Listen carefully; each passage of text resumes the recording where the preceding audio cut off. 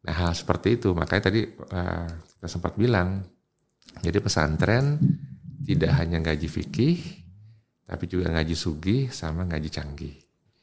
Gitu ya. Ada 3 hal yang kita akan bangun biar pesantren menjadi lebih modern, lebih outward looking, lebih berpikir, lebih tumbuh gitu ya, growth mindset. Jadi paradigmanya itu lebih terus tumbuh gitu ya. Tidak hanya berpikir kecil, saya hanya pesantren, belajarnya hanya fikih-fikih Islam, selesai. Padahal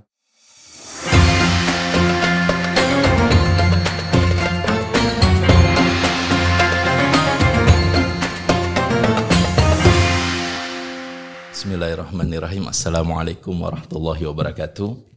Alhamdulillah pada hari ini kita kedatangan tamu yang luar biasa, mana nanti kita akan perkenalkan ya. Beliau akan perkenalkan diri, siapa beliau ini sebenarnya. Kita saksikan podcast kita kali ini. Assalamualaikum warahmatullahi wabarakatuh. Waalaikumsalam warahmatullahi wabarakatuh. Selamat datang di pesantren kami, Masya Allah. Ini dengan Kepala Bank Indonesia Perwakilan Sulawesi Tengah, dan juga di samping beliau Pak Kasman Karim yang juga pengusaha aktif di Provinsi Sulawesi Tengah. Kita ucapkan banyak terima kasih sudah luangkan waktunya nih Pak. Sama-sama, terima kasih. Jadi sudah berapa lama di Sulawesi Tengah Pak? Sudah cukup lama, saya dari Februari 2024. 2024 Februari awal tahun Pak. Awal tahun. Masya Allah. Kalau bergelut di Bank Indonesia sudah berapa lama? Mungkin di atas 20 tahun. Di atas 20 tahun. Betul. Ini cukup menarik ini. Ya. Selama 20 tahun bergelut di Bank Indonesia. Memang sebelumnya punya cita-cita bergelut, memang harus jadi nanti cita-cita ini pimpinan Bank Indonesia, atau dulunya seperti apa Pak?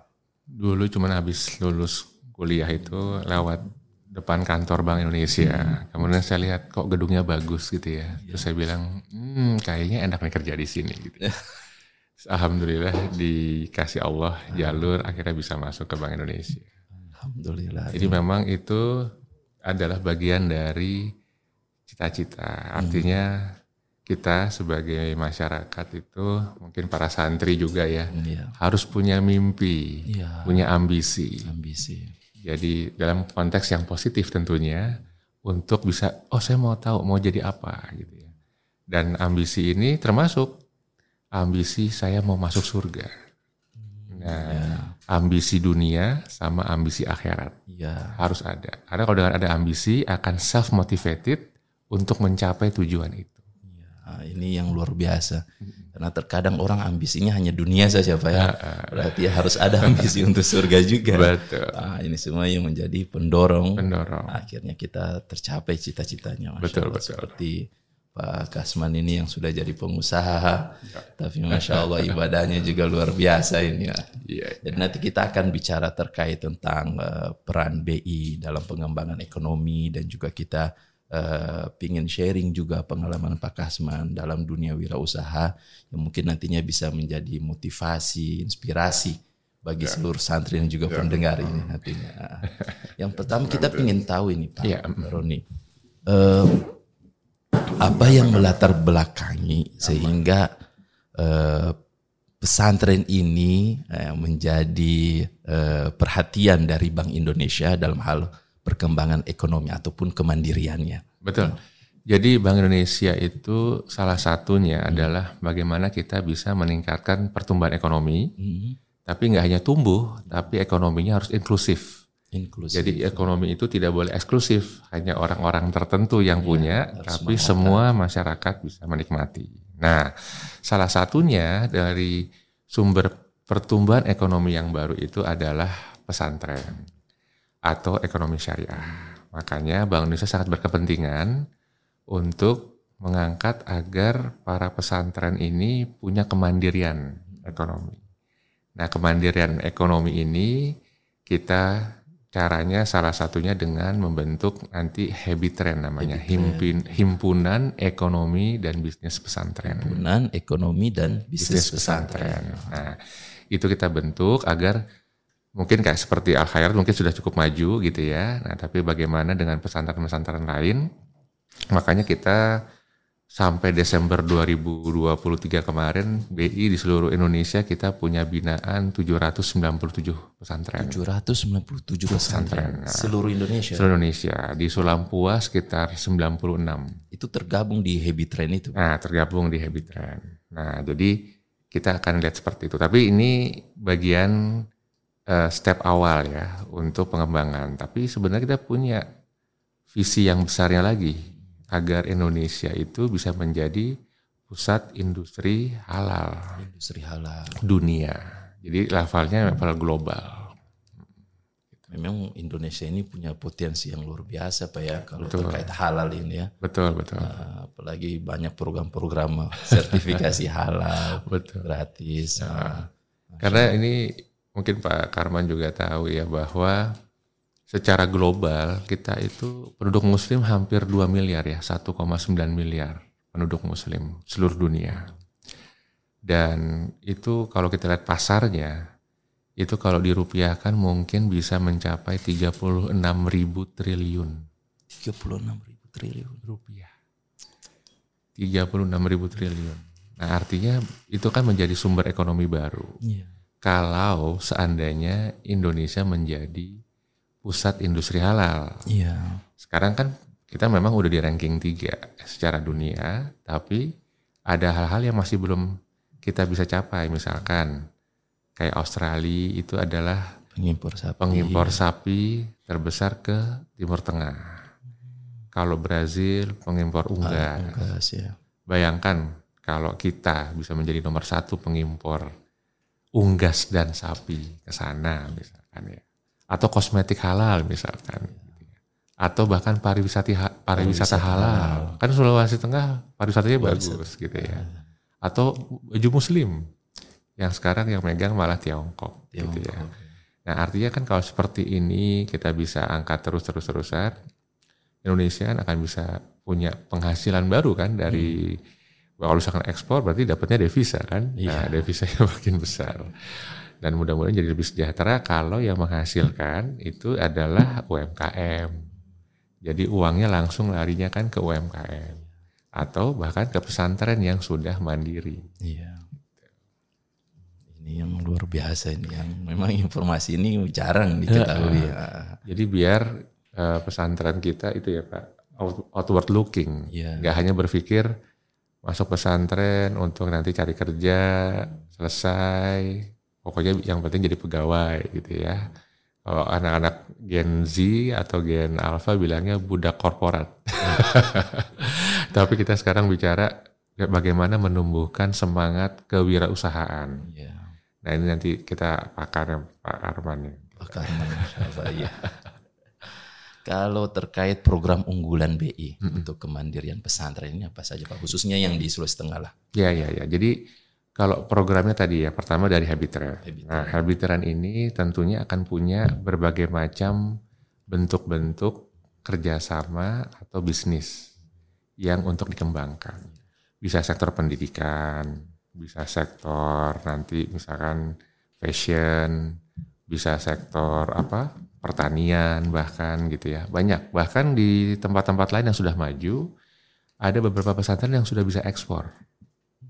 Nah, di Jawa. Kemudian di beberapa tempat bahkan di Sulawesi juga ada yang pendidikannya juga sudah standarisasi internasional gitu ya. Jadi artinya dari konteks kita bicara tentang bagaimana kita punya program-program unggulan itu terbuka lebar. Tergantung dari kontekstual kemampuan lokal dari daerahnya masing-masing. Berarti tidak hanya di bidang ekonomi tapi di bidang pendidikannya juga BI berperan ya. Betul. Dalam kemandirian pesantren. Luar biasa ini. Kalau dari Pak Karmannya sendiri gimana melihat peran BI ini dalam meningkatkan kemandirian ekonomi pesantren? Ataupun ada pandangan tersendiri dari Bapak sebagai pengusaha dan juga komisaris dari Palu Grand Mall Pak ya? Luar biasa ini. Kita ingin tahu saran ataupun pandangan Bapak terkait peran Bank Indonesia dalam meningkatkan kemandirian ekonomi pesantren, ataupun pesantren itu harus seperti apa? Ya. Saya banyak melihat beberapa pesantren yang bahkan yang saya kunjungi di Jawa yang sudah bisa berdiri sendiri. Iya. Di Jawa itu ada pesantren yang 15.000 dia punya santri. Iya. Itu awalnya dibantu juga oleh Bank Indonesia. Oh, di mana itu Pak? Di apa itu? Parung, di Parung Bogor. Parung Bogor. Nurul Ya. Iman. Nurul Iman, Iya, betul. Saya sempat keliling ke sana. Wah, ini nanti kita bisa bawa ke Palu juga ini. Pas baru 2 bulan dari sana, tiba-tiba BI undang ke saya ke sini, duduk-duduk sama-sama. Wah, ini kesempatan.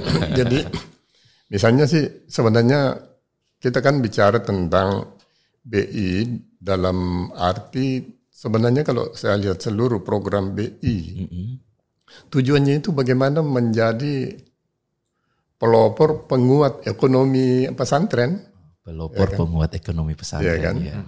Jadi kalau dia menjadi pelopor ekonomi pesantren, berarti ada pelopor, harus kita pesantren ini siap menerima apa yang akan dipelopori. Ya. Iya. Betul, nah, berbicara tentang penguatan, minimal dulu adalah bagaimana pesantren itu dengan kekuatan yang ada di dalam, santrinya, guru-gurunya, misalnya ustaz-ustaznya. Pikiran pertamanya adalah seluruh kebutuhan santri itu nggak beli dari luar. Kebutuhan utama. Kebutuhan utama santri sebaiknya tidak beli dari luar. Harus diproduksi dari dalam. Iya. Ya. Sekarang apalagi misalnya di sini nih, Nurul Ilmi ini, itu tanahnya luas. Iya.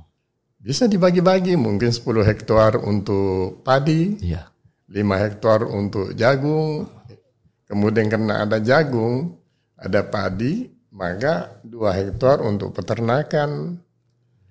Nah, bedanya kalau misalnya di Jawa, pesantren banyak misalnya yang tidak berbayar. Ya, gratis. Ya. Yang berbayar justru harus lebih bagus daripada itu.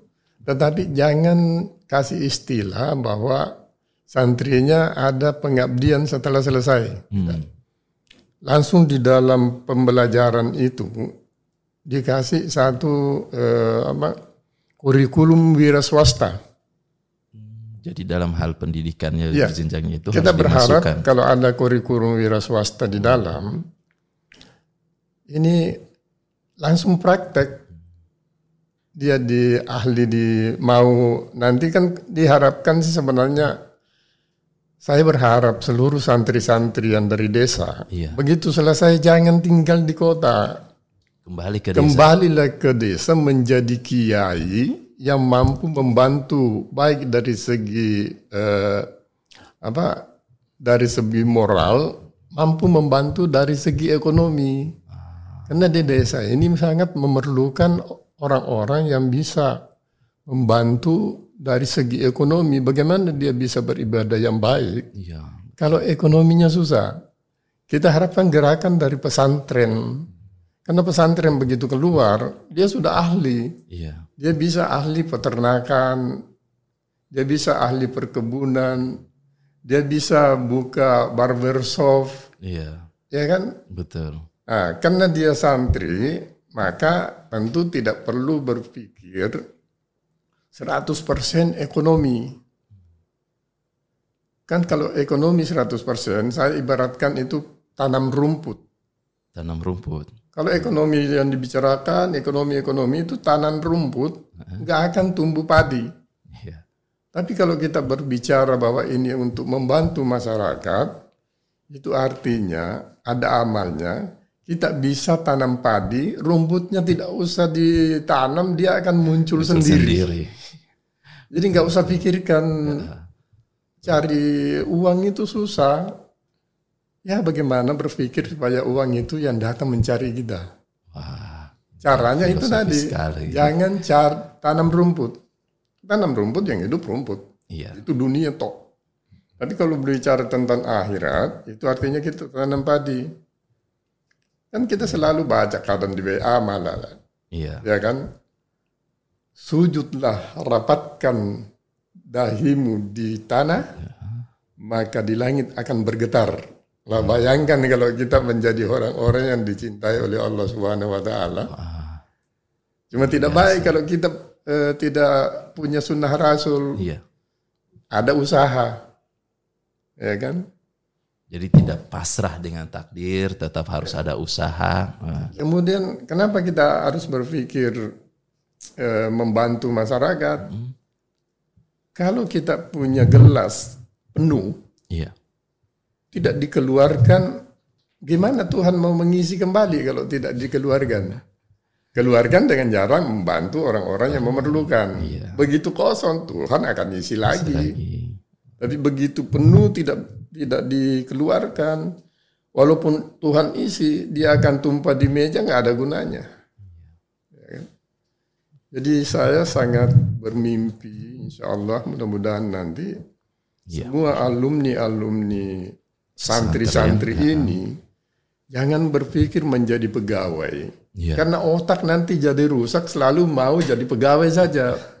Tapi kalau kita berpikir bagaimana membuat bagaimana mencari pegawai, ya enak, bisnisnya jalan, dia berdakwah kemana-mana, begitu lihat, wah ini saya berdakwah kok, ini pekarangannya atau pintunya toilet ini rusak, panggil pengurus masjid, ini ada dana, perbaiki ini ya. Besok kalau saya datang dakwah lagi, saya tidak melihat ini rusak lagi. Ya. Jadi intinya adalah mulai sekarang kita berpikir, pertama produksi sendiri dulu kebutuhan pokok, ya kan? Dan itu harus direncanakan. Kalau sebesar apapun kita punya lahan, kalau tidak ditarget, misalnya nih di Nurul Iman itu. Makanannya itu 7 ton per hari dimasak. Enggak usah beli. 15.000 santri itu. 15.000 santri. Kalau kita cuma 700, harusnya gampang sekali. Iya. Apalagi Al-Khairat punya universitas. Ada jurusan peternakan, pertanian. Nah, nanti KKN mereka jangan ke desa-desa. KKN ke pesantren Al-Khairat. Kemudian tugaskan, tidak usah bikin skripsi nanti di sana. Pokoknya semua hasil kerjamu yang ada di sini dicatat, jadikan skripsi, sehingga ini nanti bisa diedarkan. Iya. Oh, saya waktu membimbing pesantren ini, petani tetap pesantren, tetapi masyarakat di sekitar pesantren itu yang dibina supaya seluruh masyarakat yang ada yang mengelilingi pesantren itu sudah sejahtera dulu. Oh iya. Sehingga orang berpikir, wah kalau mau sejahtera harusnya anak kirim ke pesantren. Iya kan? Karena lengkap ya dia. Sudah lengkap di sana. Iya. Makanya perlu bimbingan dari awal. Dan itu saya mau bilang sebenarnya mudah untuk melaksanakannya. Nanti ya kalau di sini membutuhkan nanti konsultan tidak usah dibayar, saya bersedia untuk jadi konsultan. Biasa sekali penawaran beliau ini Pak ya. Justru karena saya alhamdulillah mulai dari SD saya pengalaman bisnis. Saya bantu kakek saya jual tomat di pinggir jalan. Saya bantu jual mangga. Saya bantu jual durian. Jadi yang semua dilakukan oleh orang-orang desa itu saya sudah pernah lakukan, ya kan? Sampai ke tahap dulu saya jadi advokat, saya lihat advokat yang dibantu cuma 1 orang, 2 orang dan selalu cuma punya masalah. Saya balik haluan menjadi pengusaha. Ya alhamdulillah 1 kali bikin usaha bisa kerja orang sampai 200-300 orang, ya kan? Cuma ya jangan bermimpi juga bahwa jadi pengusaha itu enak. Karena hidup itu selalu berpasangan. Iya. Kadang enak, kadang susah. Jadi begitu kita kena susah, ingatlah bahwa pasangannya nanti adalah enak. Jadi kita nggak terfokus kepada kesulitan ini. Kita nggak akan sakit dengan mau bangkrut aja nggak apa-apa. Iya. Karena setelah bangkrut pasangannya adalah enak. Tuhan menciptakan selalu berpasangan itu. Surga neraka, laki-laki perempuan, susah senang. Jadi kalau ada pengusaha bilang senang terus, wah itu nggak mungkin. Itu tidak sunnatullah itu. Harus ada pasangannya antara senang sama bangkrut, miskin, kaya. Ya. Berarti orang lihat Pak Karman sekarang senang ini, dulunya susahnya minta ampun ini ya. Tapi susah juga, bukan merasa susah. Orang lihat susah. Saya nggak pernah merasa susah, saya nikmat terus. Karena apa? Susah itu saya anggap takdir Tuhan yang tidak boleh dibantah. Allah, ini luar biasa, ya kan? Pelajaran luar biasa. Saya pernah sangat hampir putus asa. Tiba-tiba saya sholat, kok tiba-tiba buka Al-Quran, yang terbuka itu la yukallifullahu nafsan illa wus'aha. Loh, kalau begini berarti saya dianggap mampu untuk menikmati kesulitan yang luar biasa ini. Orang lain sudah bilang itu susah sekali. Saya bilang tidak. Tuhan bilang saya kuat untuk ini. Iya kan? Nah, ini gambarannya. Jadi saya mungkin nanti kita mulai kalau perlu saya minta kita mulai dari sinilah. Baik, nanti setelah itu kita akan diskusikan. Kan Bank Indonesia sudah turun tangan, ya kan? Itu yang dibantu di Nurul Iman. Itu kena banyak banyak dia punya santri. Kotoran santri itu disatukan menjadi biogas untuk pakai masak nasi. Nggak perlu beli gas lagi. Tidak perlu beli gas. Iya. Terus sampah-sampah tidak perlu dibakar, tapi diolah sendiri oleh para santri. Sampah kertas dikumpul, dikering-keringkan, begitu kering dijual lagi. Terus sampah basah dibuat pupuk, ya kan? Nah, sama dengan di sini, saya rasa sudah ada bioflok ikan di sini misalnya. Tapi bioflok itu harus juga dikelola secara modern.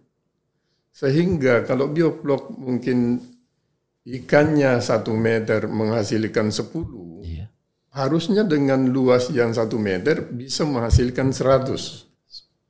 Ya kan? Saya sudah ada praktek satu bisnis, begitu dikelola secara modern, anggap aja kilo, yang tadinya 1 hektar dapat 400 kilo, setelah dimodernkan bisa dapat 30.000 sampai 40.000 kilo. Berarti 100 kali lipat kan? Nah, ini juga yang cita-cita BI ini adalah bagaimana meningkatkan padi yang tadinya nanti mungkin hasilnya 1 hektar cuma 5 ton, kita jadikan dia menjadi 10 ton. Tapi harus direncanakan, harus kerjasama nanti dengan rektor Unisa, dengan mahasiswa. Yuk, KKN kan di sana. Jadi dia bekerja, paling kita siapkan makannya, nggak perlu digaji orang KKN kok, ya kan? Tugas juga. Kan ini sesuai ini. Ya, kemudian nanti santri-santri kita yang ada di sini, yang sudah kuat-kuat badannya misalnya, ada hari-hari tertentu habis sholat subuh, pergi pacul di sana. Membantu. Ini bukan kewajiban. Ini adalah salah satu pelajaran latihan mental. Sama dengan misalnya sampah-sampah dikumpulkan, diolah dan lain-lain. Itu di samping bisa menghasilkan uang, maka hati santri bisa tergerak juga. Bahwa ternyata jadi pemulung itu susah sekali. Ya kan, jadi bukan karena mau jadi pemulung. Bisa merasakan. Sehingga begitu dia jalan-jalan, dia punya uang, lihat pemulung, Ya kan merasakan, bahkan mungkin dia akan panggil bagaimana supaya ini ditingkatkan ekonominya. Karena sudah ada pengalamannya di pesantren. Jadi saya kira kalau ini luar saya biasa. itu yang saya ingin anukan. Kita beruntung sekali nih sudah. Cuma saya memang ingin mengatakan kalau tenaga saya diperlukan, sangat diperlukan. Saya sangat siap untuk Insya Allah, Bismillah.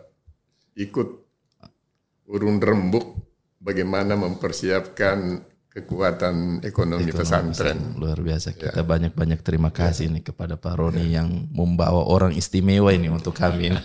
Ya, kan Pak Roni salah satu cita-citanya supaya bisa masuk surga. Iya.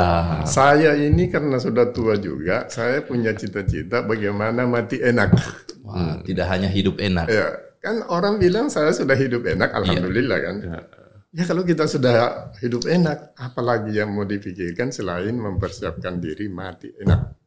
Karena kalau sudah mati enak, pasti saya ikut ketemu dengan Pak Roni di surga. Amin. Saling memanggil nanti. Luar biasa. Jadi ini tadi menarik sekali nih Pak Roni. Ada juga tadi yang sempat Pak Roni sampaikan sifatnya inklusif ya terkait ini. Sejauh ini program pemberdayaan ekonomi Kementerian Pesantren untuk di Sulawesi Tengah sudah berapa pesantren yang menjadi binaan dari Bank Indonesia? Ya, jadi memang belum terlalu banyak ya di sini ya. Ada sekitar mungkin 5 pesantren gitu ya. Cuman kalau yang saya baru masuk di sini baru Al Khairat yang kita lebih banyak intens di sini. Tapi poinnya adalah seperti tadi diceritakan. Iya. Kita harus buat percontohan dulu. Sesuatu yang kelihatan tangible, jalan bagus, nanti pasti yang lain akan ikut. Gitu ya. Nah, dengan nanti kita bentuk habit trend dalam waktu dekat nih saya mau bentuk habit trend. Ya, nanti seluruh pesantren yang ada di Sulawesi Tengah kita kumpulkan yang berminat untuk gabung, sehingga nanti bisa kita copy paste yang sukses di Al Khairat kita copy kemana gitu ya. Gitu. Tapi balik lagi ya, ini nggak hanya bicara tentang ekonomi, tapi yang kita bicara sebenarnya bukan ekonomi, tapi ilmu pengetahuannya. Ilmu pengetahuannya. Nah, jadi dengan ilmu itu pasti akan meningkatkan darajah para santri kan. Iya. Nggak hanya ilmu akhirat, tapi ilmu dunia. Gitu. Nah, bicara ilmu, kita juga akan berpikir untuk bagaimana pemahaman teknologi, artificial intelligence, digital itu juga mulai dipelajari oleh santri. Sehingga nggak ketinggalan saat ini ya. Betul. Sehingga pada saat mereka keluar mereka bisa lebih mandiri karena paham ya ilmu baru. Dan apa yang tadi kita diceritakan Pak Karim itu pada saat mereka keluar kan mungkin sebagian mau kerja gitu ya, atau sebagian mau usaha. Betul. Tapi pada saat mereka udah belajar ilmu-ilmu tadi, mereka bisa menghasilkan passive income.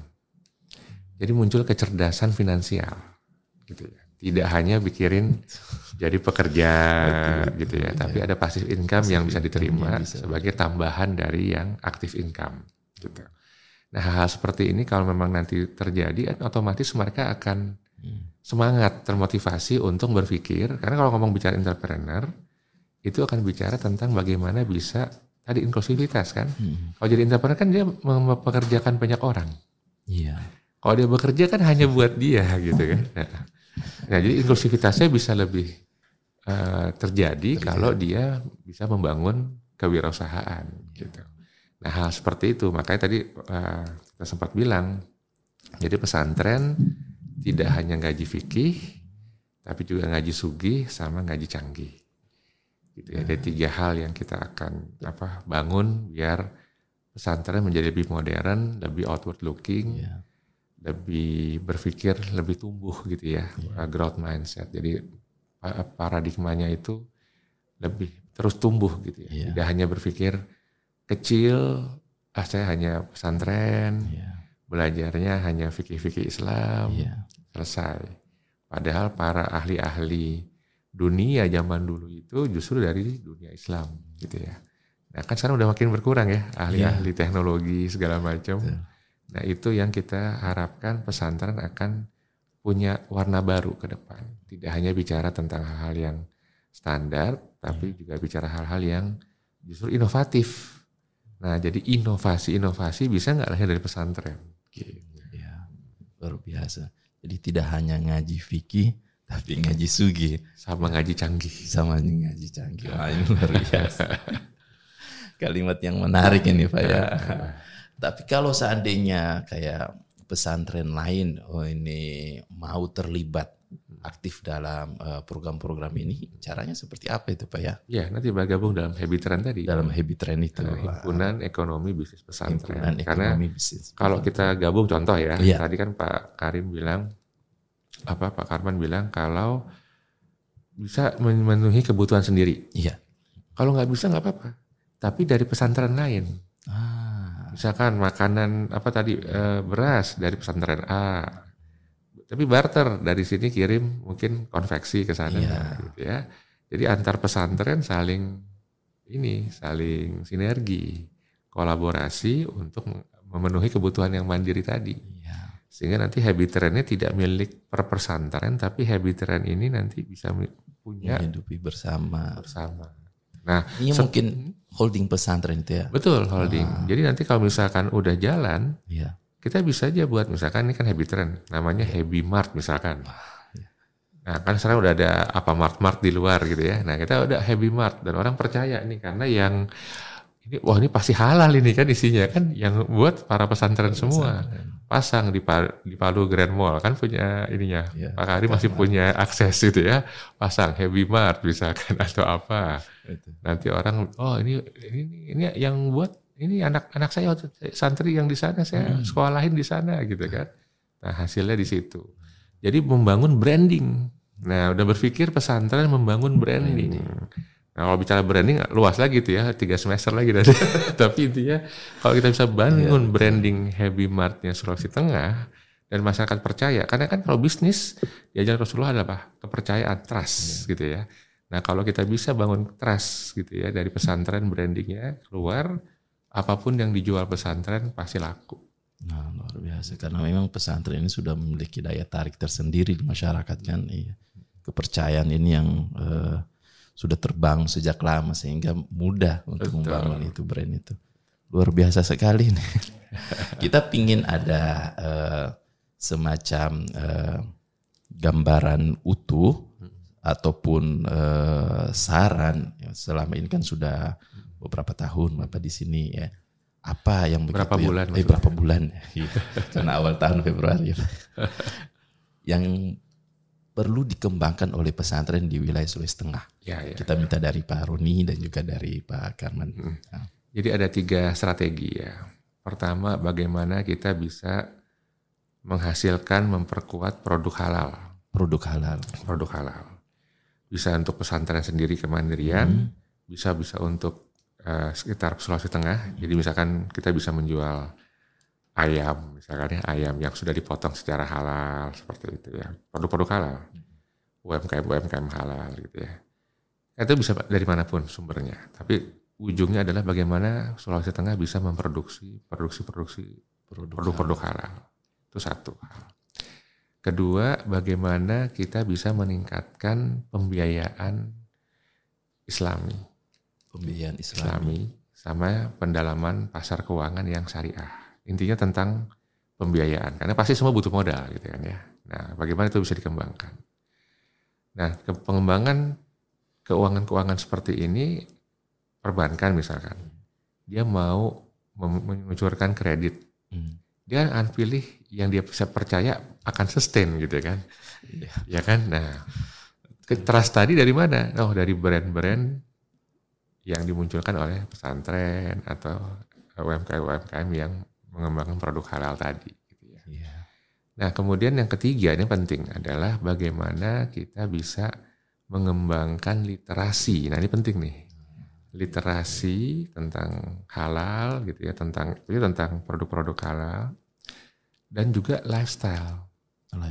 Nah bahwa kalau gaya yang keren itu bukan minum alkohol, bukan minum produk-produk luar negeri, tapi menggunakan produk yang halal.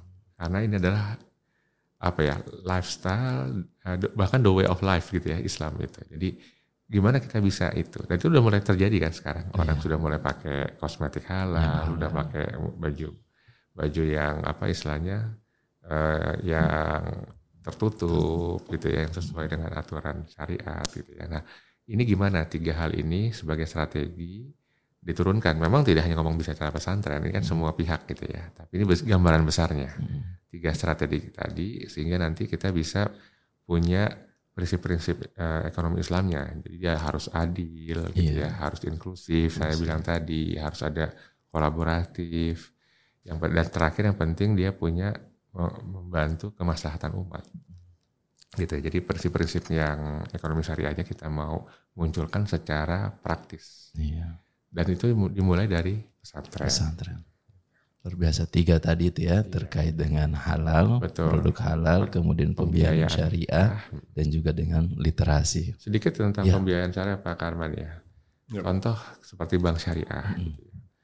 Ya, ini juga menjadi pemikiran kita juga. Apakah kenapa begitu masuk syariah, kita semuanya menjadi nama-nama syariah? Ya kan? Mudharabah ya. Segala macam. Padahal tadi tujuannya, prinsipnya syariah inklusif. Tapi tanpa sadar kita menama-namain itu dengan bahasa-bahasa Arab, membuat eksklusivitas. Sehingga orang yang luar non-Islam, padahal kan Islam rahmatan lil alamin, harusnya kan bisa untuk semua masyarakat.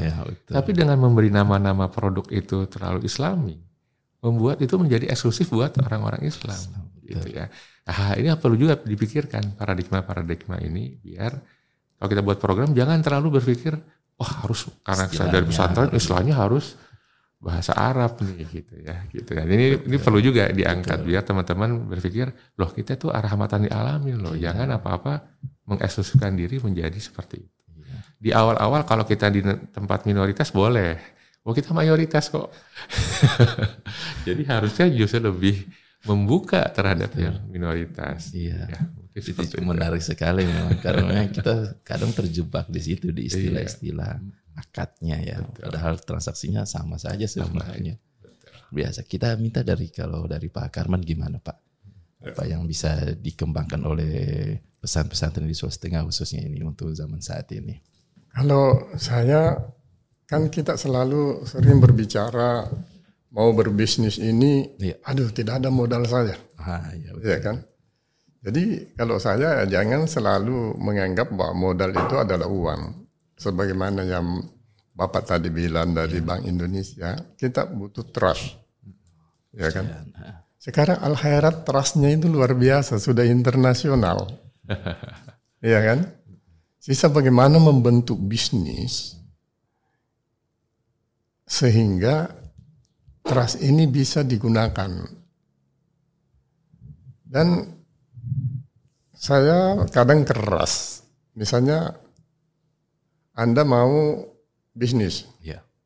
Terus dia bilang saya nggak punya modal. Modal itu apa? Dia bilang uang nggak ada. Oke, tangan kamu 2 biji saya beli 1 miliar, mau nggak? Potong.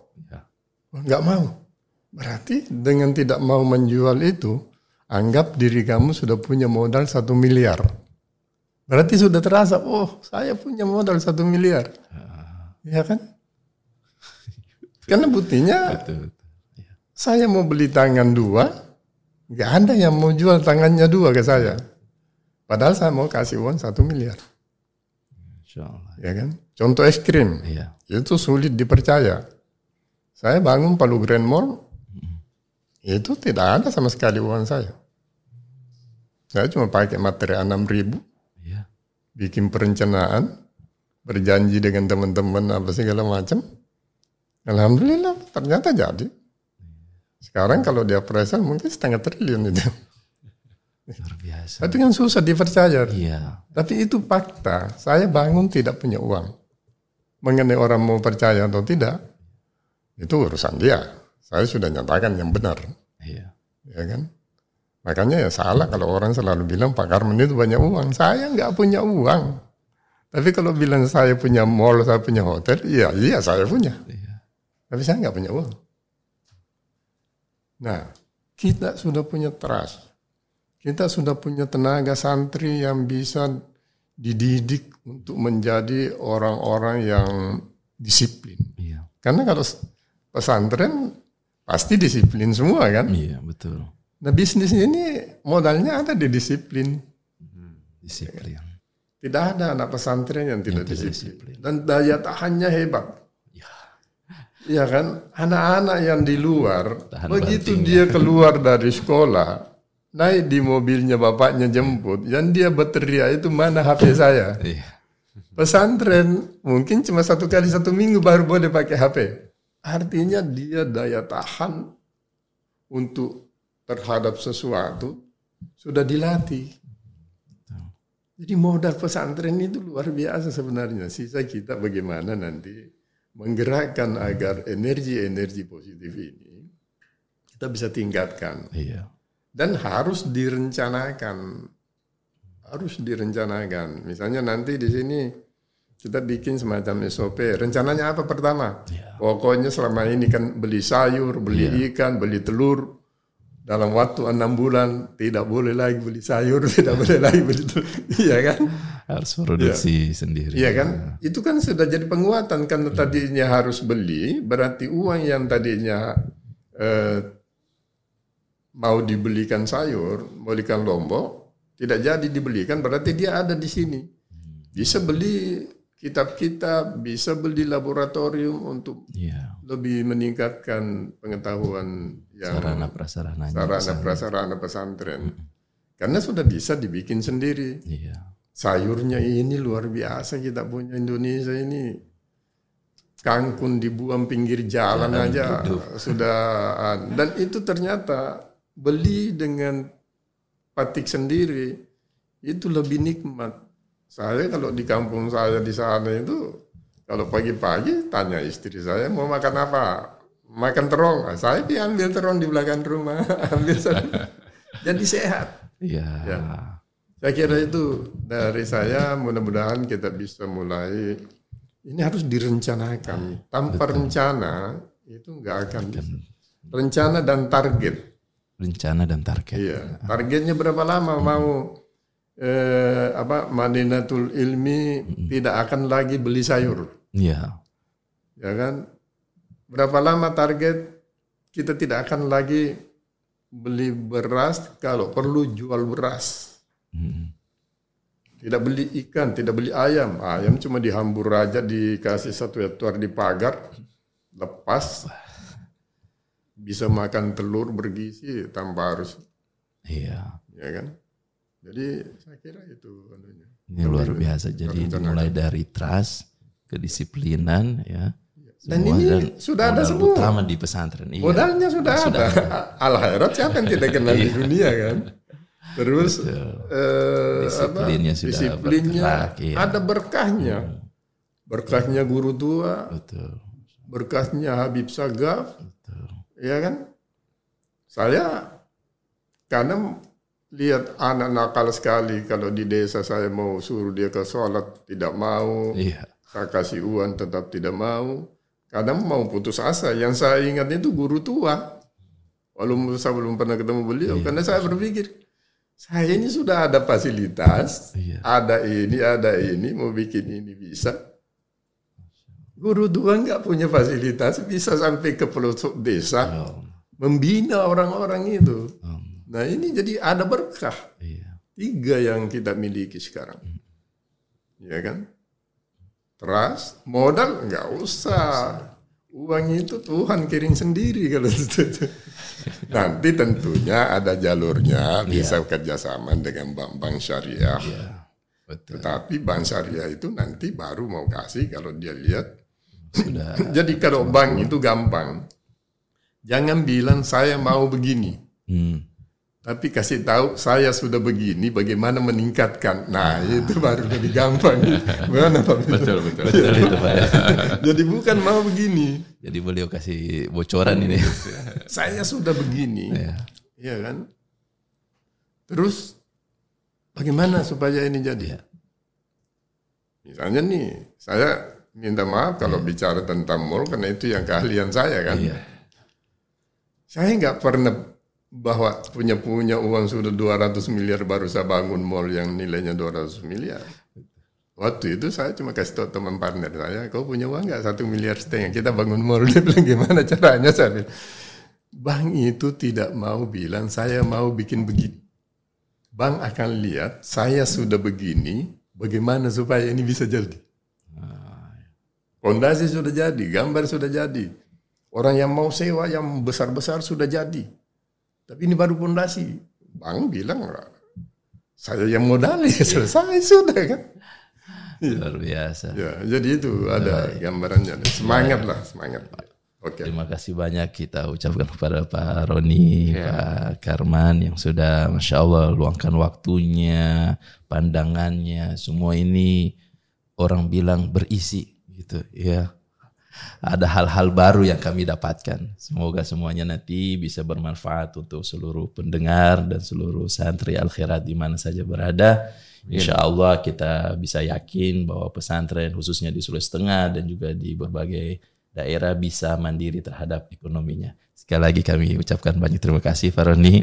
Insya Allah Pak Karman Karim yang sudah hadir di tempat kami. Assalamualaikum warahmatullahi wabarakatuh. Waalaikumsalam warahmatullahi wabarakatuh.